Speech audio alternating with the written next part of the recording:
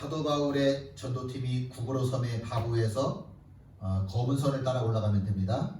압달리아 버가라고 하는 곳으로 가게 되어집니다.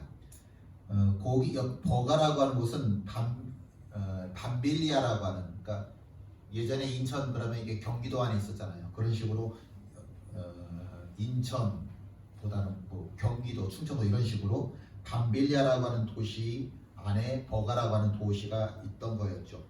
예전에는 로마가 다스렸었고, 그 다음에 알렉산더가 다스렸었고,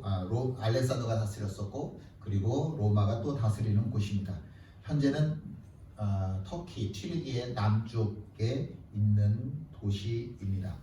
그 밤빌리아라고 하는 곳 중에서 제일 큰 도시가 버가라고 하는 도시입니다. 버가는 처음에 페르시아가 세웠었습니다. 참 많은 역사를 가지고 있죠. 페르시아, 시락, 로마로 이어지는 많은 역사의 시간들을 가지고 있습니다. 굉장히 화려한 도시였는데, 이 마가가 사도 바울, 바나바와 함께 동행하였던 마가라고 또 하는 요한, 그 마가가 버가 앞에 딱 도착을 했을 때, 그 버가가 굉장히 화려한 도시거든요. 근데 그 화려한 도시가 눈에 보이지를 않고, 뭐가 눈에 보이냐면 타우루스 산맥이라고 하는 이 어마어마하게 높은 산덩어리가, 산이 자기 눈앞에 보이더라고요. 이 산맥을 넘어가야 된다라고 하니까 마가가 진즉에 난 그러면 포기할란다 라고 포기하고 아예 집으로 돌아갔습니다. 함께 있지요. 그들은 버가에서 더 나아가 비시디의 안디옥에 이르러 안식일에 회당에 들어가 앉으니라. 마가가 포기하건 포기하지 않건 사도 바울과 바나바는 어디로 나갑니까? 비시디아 안디옥이라고 하는 곳으로 갑니다. 버가에서 비시디아 안디옥까지는 약 200km입니다. 물론 그 중간에 타우루스 산맥이 가로막고 있기는 하지만, 그 마가가 포기할 수밖에 없도록 만들었던 타우루스 산맥이 딱 앞에 있기는 한데, 이걸 도보로 넘는다라고 하는 게 너무 어려워요. 문제는 언제나 강도의 위협이 있는 곳이기 때문에 이 타우루스 산맥은 모든 사람들에게 참 어려운 산맥, 어려운 일이었습니다. 마가에게는 타우루스 산맥이라고 하는 것 때문에 집으로 돌아갈 이유가 되었고, 바나바와 사도 바울에게는 그럼에도 불구하고 넘어가야만 하는 이유가 되어지는 곳, 그곳이 바로 타우루스 산맥입니다. 그리고 결국 사도 바울과 바나바는 타우루스 산맥을 넘어갑니다. 사도 바울은 고린도 후서 11장 26절에 내가 강도의 위협을 만났다라고 이야기를 하는데, 아마도 그것은 타우루스 산맥에서 자신이 강도를 만났던 이야기를 기록한 것 같습니다. 물론 모든 신학자들이 다 대부분 동의를 하는 내용입니다. 아마도 사도 바울이 이때 타우루스 산맥을 넘어가면서 강도를 만나서 꽤 고생했었나 보다 라고들 이야기를 합니다. 그런데 여기서 한 가지 질문을 한번 생각을 해보는 겁니다. 구브로스 섬에서 버가라고 하는 곳에 도착을 했는데, 여기가 굉장히 큰 대도시라고 그랬잖아요. 그런 사람들이 얼마나 많아요. 그냥 나가기만 하면 다 사람인데, 내가 굳이 사람들을 찾으면서 전도할 필요도 없이 사람들로 항상 넘쳐나는 곳이 바로 이곳 버가라고 하는 곳인데, 왜 굳이 비시디아 안디옥까지 넘어가야만 했었을까? 여기도 일이 많은데 굳이 비시디아 안디옥까지 가야만 했었을까? 라고 하는 것, 왜 꼭 가야만 했었을까? 이 지도를 다시 한번 보시면 이 버가 주변에는 압달리아라고 하는 곳도 있죠. 또 나중에 물론 바울이 복음을 전하기도 하지만 옆에 오른쪽에 보니까 루스드라 있고, 그 옆에 굉장히 큰 도시들이 많이 있었습니다.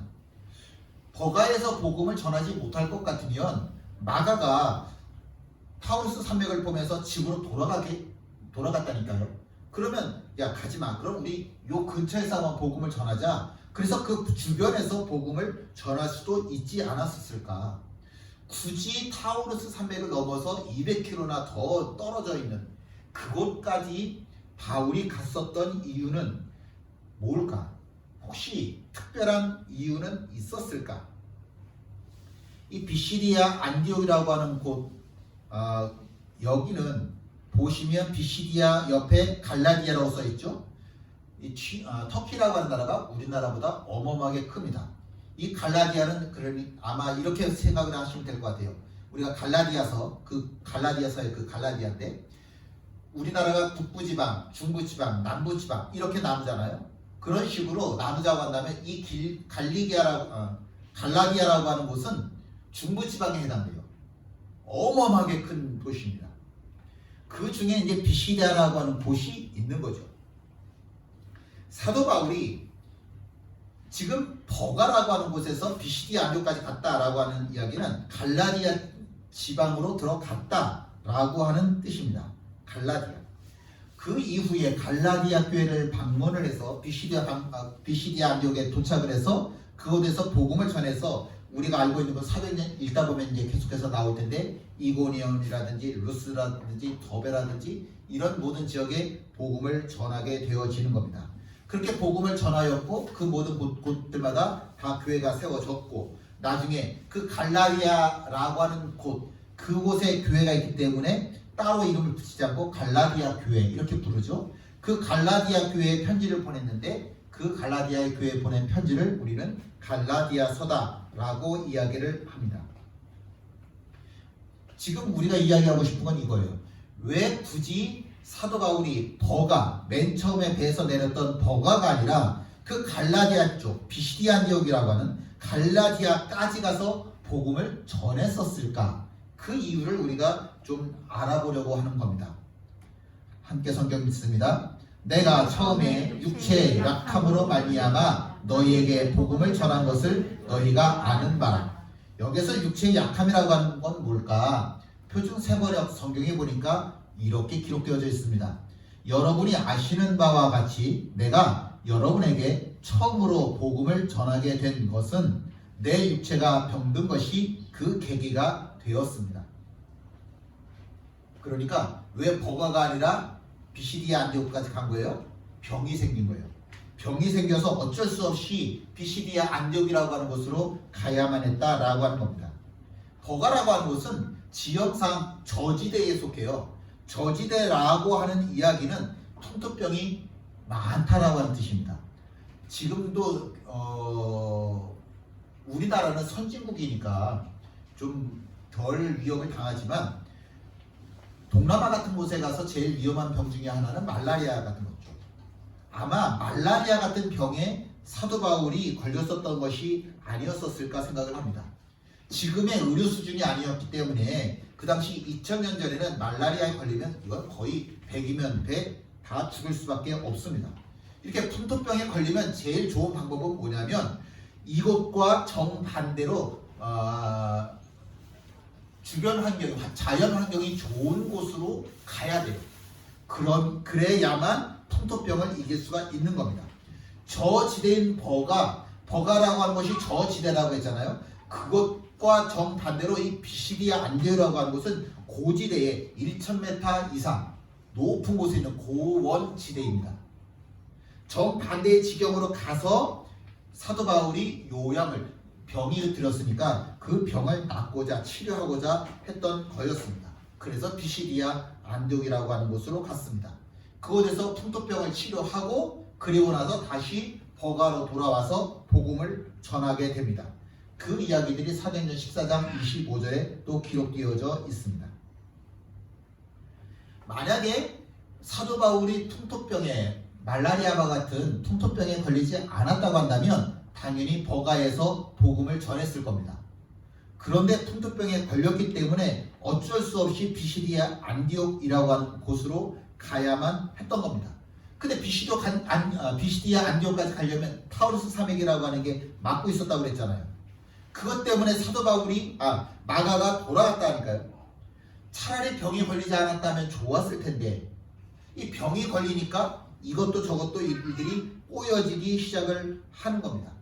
그 풍토병 때문에 어쩔 수 없이 버가가 아닌 비시디아 안디옥이라고 하는 곳으로 사도 바울이 올라갔고 그래서 그곳에서 복음을 전한 겁니다. 지금까지 했던 이야기들을 좀 뒤바꿔서 이야기를 해보죠. 사도 바울 입장에서 다시 한번 이야기를 해보죠. 구브로 섬에 도착을 했을 때 전도를 했더니 전도가 아주 성공적으로 잘 마칠 수 있었습니다. 이제 가슴이 뜨거워집니다. 야, 내가 복음을 전했더니 이제 복음의 역사가 일어난다. 이제 내 가슴이 뜨거워졌다. 이 불을 안고 내가 버가라고 하는 곳에 가서 복음을 전하겠다. 그리고 버가라고 하는 곳으로 한 걸음에 달려갔습니다. 하나님께서 이곳에서 얼마나 큰 일을 행하실까? 사도 바울은 목적 지향적 사람입니다. 사람 중심의 사람이 아니라 목적 중심적 사람입니다. 열정이 많은 사람입니다. 그 뜨거운 가슴을 안고 버가라고 하는 곳에 딱 도착을 했는데 도착하자마자 복음을 전하기도 전에 말라리아에 걸린 겁니다. 정확히 병을 모르니까 풍토병이라고 이야기를 해야 되겠죠? 풍토병에 걸린 겁니다. 기가 막히죠. 내가 뜨거운 가슴을 안고 여기 버가에 도착했는데 도착하자마자 사경을 헤매야 되는 풍토병에 걸리게 된 겁니다. 근데 또 게다가 마가는 집으로 돌아가 버렸네.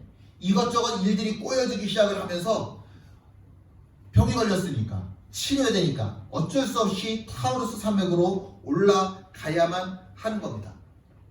당연히 사도 바울의 몸도 사도 바울의 마음도 만신창이가 되고 말았을 겁니다. 정말 은혜로 정말 감사하게도 그렇게 피시디아 안디옥이라고 하는 곳에 도착해서 사도 바울은 금세 회복되어질 수 있었습니다. 당연히 내가 있는 곳이니까 사도 바울은 어떻게 했겠어요? 뭘 했겠어요? 복음을 전했겠죠. 그래서 복음이 갈라디아 지역에 전해지게 되었고 갈라디아 지역에 교회가 세워지게 된 겁니다.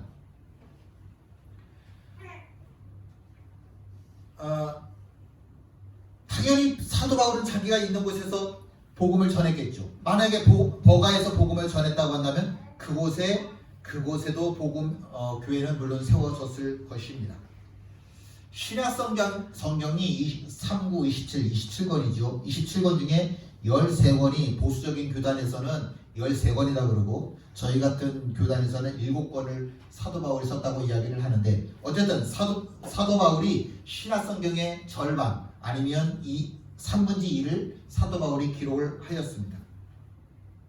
그 중에 가장 독보적인 사도 바울이 쓴 신약 성경 중에 제일 독보적인 정말 잘 썼다라고 하는 것을 두 가지를 꼽는데 하나는 로마서고 하나는 갈라디아서입니다. 두 서신에 다 복음의 진수가 들어있다라고 이야기를 합니다. 로마 교회는 누가 세웠을까? 우리나라하고 참 흡사한데 특별하게 선교사가 가지 않았음에도 불구하고 자생적으로 생겨난 곳이 로마 교회입니다.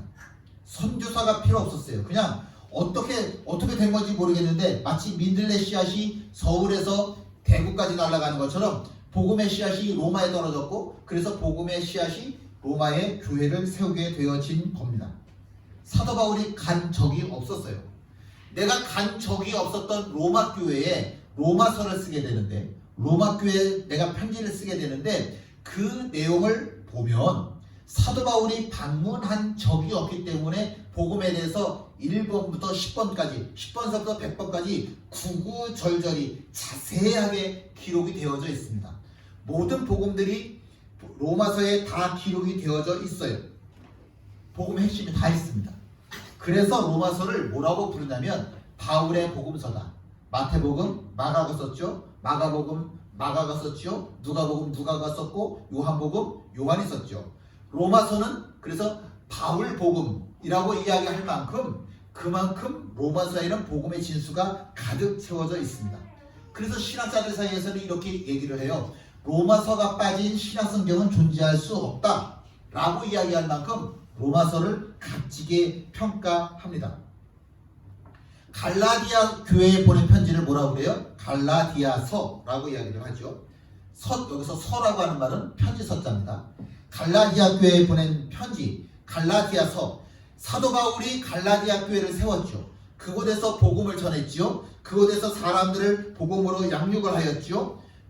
그랬더니 이 사람들이 이 구원의 은혜를 받고서 너무너무 좋아하는 거예요. 근데 사도 바울이 갈라디아에만 있는 것이 아니라 다른 지역으로 떠나고 나니까 이 갈라디아 교회에 문제가 생겼어요. 교회를 세울 때는 보이지 않던 사람들이 어디선가 갑자기 나타나서는 갈라디아 교회에 뭐라고 이야기를 하냐? 너네들이 할례를 받지 않으면 너네들이 이방인들이지만 히브리식으로 이스라엘 사람들이 지키고 있는 율법을 따르지 않으면 너희들은 절대로 구원을 받을 수 없다라고 이야기를 하는 거예요. 이스라엘식으로 예수를 믿어야 된다는 거예요. 히브리식으로 예수를 믿어야 된다는 거예요. 그런 식으로 하나님을 섬기지 않으면 다 구원이 없다는 거예요. 사도 바울이 들으니까 기가 막히더라고요. 이 갈라디아 사람들이 너무 힘들어하는 게, 이 사람들은 본토 다 이방인들인데 이 사람들이 처음부터 끝까지 어떻게 다 율법을 지키고 살아가느냐고요. 불가능한 이야기를 지금 하고 있는 거예요. 갈라디아의 교인들이 큰 혼란에 빠져서 야, 이럴 것 같으면 예수 안 믿겠다 이러고 나서는 거예요. 모세의 율법대로 살 방법이 없으니까. 그래서 사도 바울이 이 사람들에게, 갈라디아 사람들에게 편지를 보냈어요. 뭐라고 편지를 보냈냐? 구원은 율법을 행하기 때문에 받는 것이 아니라 뭘로 받아요? 믿음으로. 믿음으로만 구원을 받는다.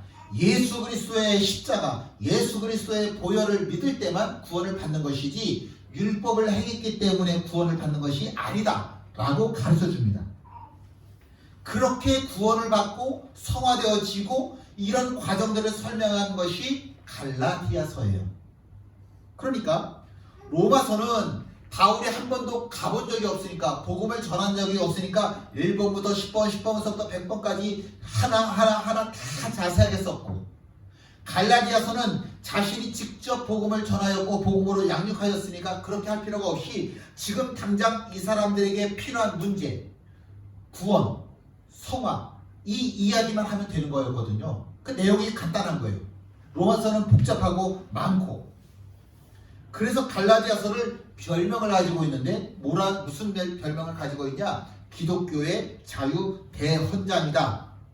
오직 믿음으로만 구원받을 수 있다 라고 하는 것을 선포했다 라고 해서 기독교의 자유 대헌장이다 라고 하는 별명을 가지고 있습니다.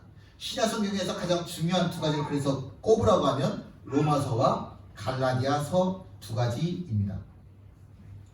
16세기 교회가 타락하였을 때, 중세 캐톨릭이 타락하였을 때 종교개혁을 일으키게 되는데, 그 종교개혁을 일으킨 사람 이름이 마틴 루터지요. 그 마틴 루터가 종교개혁의 선구자인데, 이때 마틴 루터가 제일 은혜받았던, 이 마틴 루터로 하여금 종교개혁을 일으키도록 힘을 주었던 뭐라고 표현해야 되죠? 신약성경 중에 한 부분이 있어요. 어딜까요? 지금까지 이야기했었으니까 갈라디아서예요. 갈라디아서. 캐톨릭 교회는 지금도 말도 안 되는 교리들을 가지고 있는 게 캐톨릭인데 그 교리들을 버리지를 못하는데, 그 중세시대 캐톨릭 교회들은 뭐라고 이야기를 하냐면, 성경이 아니라 자기네들이 정한 규칙을 지키지 않으면 구원을 받을 수 없다, 이런 식으로 얘기를 해요.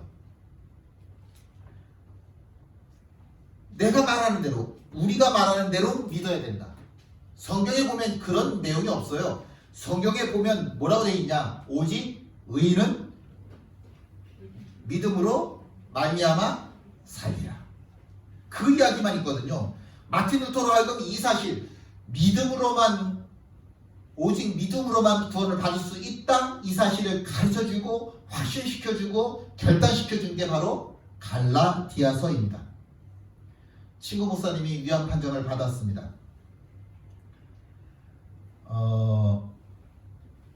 10년이 13, 14년 이렇게 된 것 같은데 벌써? 처음에 위안 판정을 받았을 때, 위에 산문지를 다 잘라내고 났을 때 할 수 있는 게 뭐가 있겠어요? 그러니까 아침에 눈 뜨면 찬송가 1장서부터 582장까지 쫙 처음부터까지 다 읽는 거예요. 다 부르는 거예요.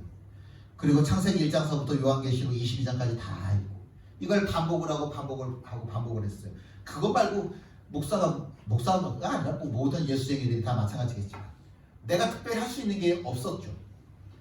그렇게 성경 처음부터 끝까지, 찬송가 1장서부터 끝까지 다 부르다 보면, 읽다 보면 느껴지는, 고백되어진 게 뭐냐면, 야, 성경이, 찬송가가 전부 나를 위해서 쓰여졌구나. 그 고백밖에 할 수가 없더라는 거죠.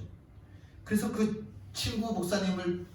목사님 이야기는, 내가 위암에 걸리기 전과 내가 위암에 걸린 이후가 나는 설교가 인생이 완전히 달라졌다라고 이야기를 합니다. 후배 목사님 중에 신장 이식 수술을 세 번 받았나? 2번 받은 거구나. 신장 이식 수술을 2번이나 받은 후배 목사님이 있습니다.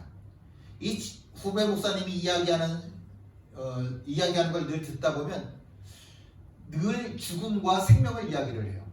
늘 죽음과 생명. 죽음이라고 하는 게 늘 자기 주변에 있으니까 죽음과 생명을 늘 이야기를 해요. 근데 2번째 신장 이식 수술을 받고 건강해졌거든요. 그때부터는 죽음 대신에 뭘 많이 이야기를 하냐면 생명을 이야기를 해요. 그 누구보다도 메시지를 설교를 할 때 이 후배 목사님을 보면 생명에 대한 열정이 굉장히 강해요. 죽음이라고 하는 것을 경험을 하고 나니까.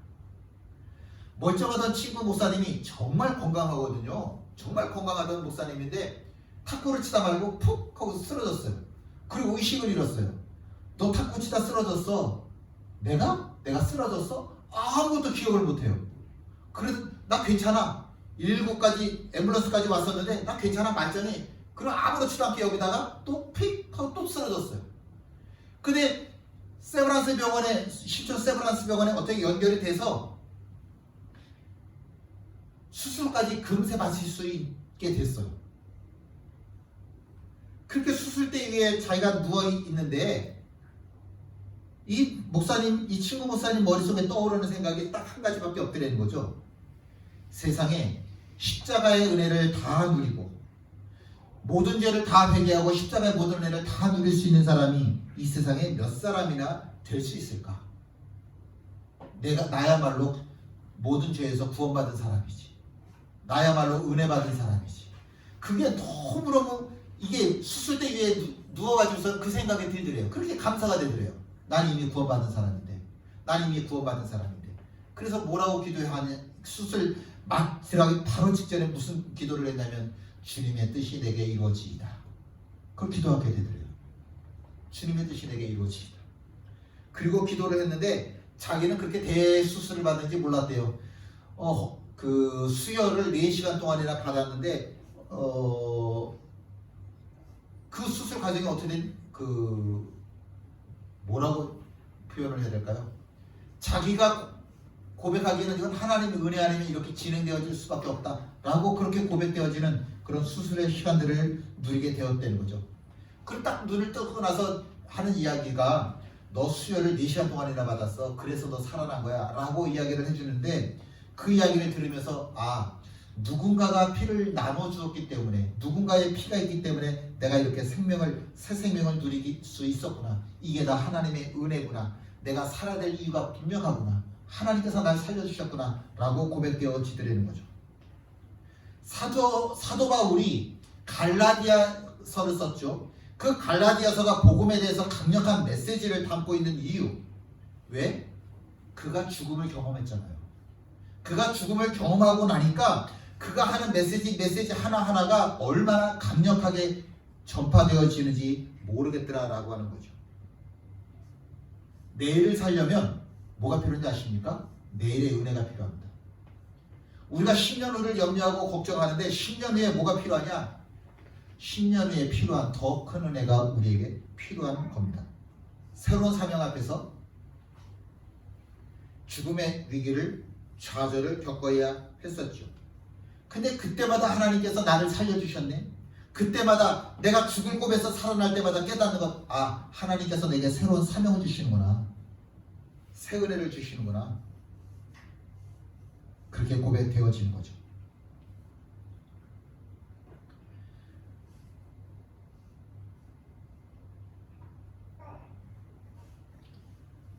삶이란 내가 원해서 내가 열심히 해서 하는 것보다는 되어지는 것이 더 많습니다. 되어지는 것이라고 하는 이야기는 내가 했다는 뜻이 아니죠. 누군가가 해줬다는 얘기예요. 하나님이 해주셨다는 뜻이에요. 삶이라고 하는 것은 내가 열심히 해서 만들어낸 것보다는 하나님께서 나를 위해서 하신 일이 더 많습니다.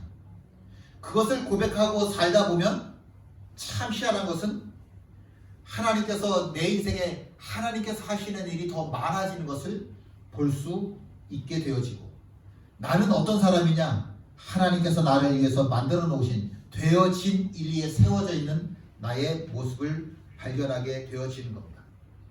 하나님께서 우리를 이끄시고자 하시는 삶의 모습도 똑같습니다.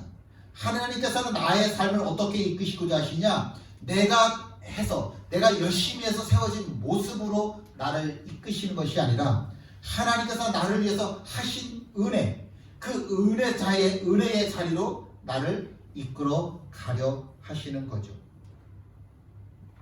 사도 바울은 다메섹으로 예수쟁이들을 박해하기 위해서 달려가던 사람이었습니다. 근데 내가 하고 싶었던 모든 일들을 하나님께서 다 중단시키셨습니다. 어느 날 눈을 떠보니 내가 되고 싶었던 사람이 아니라 하나님께서 만들어 놓으신 사람으로 내가 되었더라고요. 그게 예수쟁이죠. 내가 원했던 모습이 아니라 내가 원하지 않았었는데 전혀 다른 모습으로 하나님께서 나를 만들어 놓으셨는데 그게 예수쟁이였다라고 하는 겁니다. 나는 복음을 전하기 원하였는데 하나님께서 스톱, 기다려 라고 말씀하셨고, 그렇게 내가 기다리는 동안에 하나님께서 나를 되어지는 존재로 만드셨는데, 은혜 안에서 기다리다 보니 하나님께서 이렇게 또다시 복음을 전하는 사람이 되게 하신 겁니다. 어떤 사람이 성숙한 신앙의 사람입니까? 은혜로 농익은 사람. 너무너무 은혜로 익어진 농익은 사람. 그게 바로 성숙한 신앙인이고 그게 바로 성화입니다. 그게 되어진 존재예요. 내가 애써서 어떤 사람이 되려고 하는 게 아니라 하나님께서 나를 이끌어 가셔서 나를 만드시고자 하신 그 모습으로 되어진 존재, 농익은 존재, 되어진 사람. 그는 그렇게 농익은 사람이 되어졌습니다. 함께 있습니다. 그러나 나는 하나님의 은혜로 오늘의 내가 되었습니다. 나에게 베풀어 주신 하나님의 은혜는 헛되지 않았습니다. 나는 사도들 가운데 어느 누구보다도 더 열심히 일하였습니다.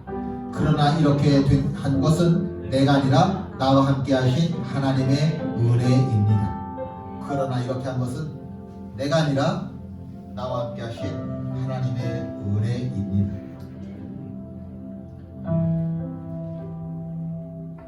내가 원하지 않는 타우루스 산맥을 넘어야 될 때가 우리 삶에는 반드시 있습니다.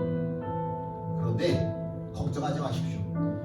여기까지 하나님께서 나를 이끌고 오셨으면 이 타우루스 산맥까지도 하나님께서 나를 이끌어 가실 겁니다. 하나님의 손은 나를 내어버려 두지 않으십니다. 언제나 내게는 하나님의 손이 있고 내가 되고 싶은 모습이 아니라 내가 되어진 자의 모습으로 하나님이 나를 이끌어 가고 계십니다. 어느 날 뒤를 돌아보았을 때 내가 어떤 사람 돼 있어야 돼요? 농익은 사람, 은혜로 농익은 사람, 은혜로 되어진 사람. 그렇게 되어진 나의 모습을 발견할 수 있을 겁니다. 함께 일어나 찬양하십니다.